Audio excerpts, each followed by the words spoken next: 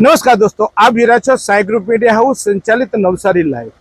નવસારી જિલ્લામાં ખાણ ખનીજ વિભાગના જે કામો છે એની અનેક શંકાઓ ઉઠતી હતી, પરંતુ આજે કદાચ એવું કહેવાય છે કે માનેકપર ટંકોલી ખાતે નવસારી લાઈવે જે અહેવાલ આપ્યો હતો કે રેતીનો ગેરકાયદેસર સ્ટોક કરવામાં આવ્યો છે, ત્યારે આજે ભૂસ્તર વિભાગની ટીમ અહીંયા પહોંચી છે। ભૂસ્તર વિભાગની ટીમ આજે આ જગ્યાએ માટી સ્ટોરેજ કરવામાં છે, ખાસ કરીને રેતી સ્ટોરેજ કરવામાં આવી છે, એ રેતી સ્ટોરેજ કરી છે, ત્યારે એની તપાસ માટે આજે એની ટીમ આવી છે। અને આ સમગ્ર આપ જોઈ રહ્યા છો તે રીતે અહીંયા આ જે સ્ટોક છે એ સ્ટોક અહીંયા અડધો સ્ટોક, કારણ કે જો અમારો વિડીયો મેં અગાઉનો વિડીયો છે એ જોઈ લો, ત્યારે જો ભૂસ્તર વિભાગ ત્યારે જો આપણા રિપોર્ટ બાદ જો જાગે તો, પરંતુ શનિવાર હતો, રવિવાર હતો, રજા હતી, સાહેબો રવિવારના રજાના દિવસે તો મજા કરતા હોય, એટલે કદાચ મજા કરવાના મૂડમાં હશે, એટલે આજે કદાચ મોડે જાગે, સોમવાર થયો શરૂ થયો, એટલે કદાચ એવું થાય કે જિલ્લામાં જો તમારે ભૂસ્તર ચોરીની એટલે કે ખનીજ ચોરી કરવી હોય તો શનિ રવિ કદાચ સાહેબો ના હોય એટલે થઈ શકે એવું કહી શકાય। કારણ કે અહીંયાથી આપ જોઈ રહ્યા છો આખો સ્ટોક, કારણ કે અહીંના જે ભૂમાફિયાઓ છે એમને ખબર છે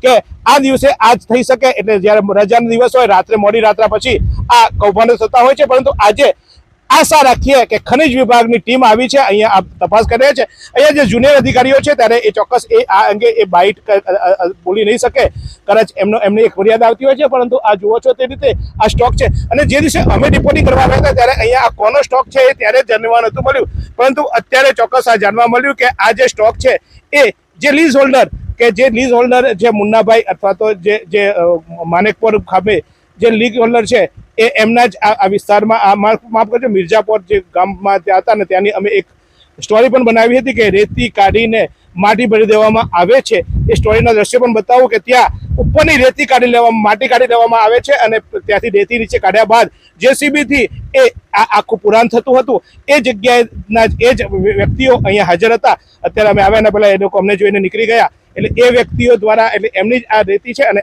એમની જ અત્યારે આ પ્રક્રિયા ચાલી રહી છે। ત્યારે કેટલું આમાં ગિરનાર છે, પણ ભૂસ્તર વિભાગના અધિકારીઓને મેં જ્યારે પૂછવાની કોશિશ કરી તો એમને કીધું કે આ સ્ટોક જે છે એ ગેરકાયદેસર છે। હા, એટલે નવસારી લાઈવનો અહેવાલ એકવાર સચોટ સાબિત થયો છે, ગેરકાયદેસર સ્ટોક હતો। અત્યારે તો સ્ટોક જે દેખાય છે તે અડધો સ્ટોક છે, પણ જે સ્ટોક નીકળી ગયો છે અહીંયાથી એની પણ તપાસ થવી જોઈએ। આ સ્ટોક અહીંયાથી નીકળ્યો તો ક્યાં સ્ટોર થયો, કારણ કે અન્ય જગ્યાએ પણ સ્ટોર થયો હશે, અને રોયલ્ટીનું શું છે, અને આમાં માત્ર દંડની જોગવાઈ છે।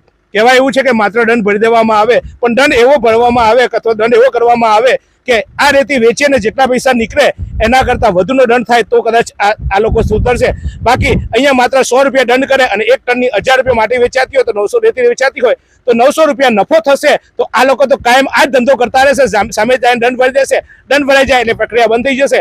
તો આ લોકો સામે ચોક્કસ ખનીજ ચોરી છે, ત્યારે હું આશા રાખું છું કે ભૂસ્તર વિભાગ આ માટે ચોક્કસ એમની સામે માત્ર દંડની નહીં, પરંતુ આ એક ચોક્કસ એવું કૃત્ય છે, ગુનાહિત કૃત્ય છે, અને આ એક ગુનો છે અને આ ક્રાઇમ છે, એટલે પોલીસને ફરિયાદ આપીને આવા ગુનેગારો સામે પોલીસ ફરિયાદ પણ દાખલ થાય અને સજા થાય। કારણ કે ખનીજ ચોરી કરવી એ કાયદેસરનો ગુનો પણ છે, માત્ર દંડ ભરવાથી છૂટી ન જવાય। માત્ર તમે એક મહેરબાનીથી એક દંડ ભરો તો છૂટી ન જવાય, તો ચોક્કસ એ કાનૂની કાર્યવાહી થાય અને એમની સામે એક કાયદેસર ગુનો નોંધાય એવી પણ આશા રાખીએ છીએ। આશા રાખું ખાણ ખનીજ વિભાગના અધિકારી અને નવસારી જિલ્લાના કલેક્ટર, નવનિયુક્ત કલેક્ટર જ્યારે મનીષજી આવ્યા છે ત્યારે આ અંગે માત્ર દંડ નહીં, પરંતુ એક ગુનાહિત કૃત્ય છે અને એક ગુનો નોંધાય એમની સામે એવી પણ અપેક્ષા રાખીએ છીએ। તો જોતા રહો આ જ રીતે નવસારી લાઈવ। શું તમે શરીરના સાંધાના દુખાવાથી પીડાઈ રહ્યા છો કે પછી તમે કોઈ સ્પોર્ટ્સ ઇન્જરીથી પીડાઈ રહ્યા છો?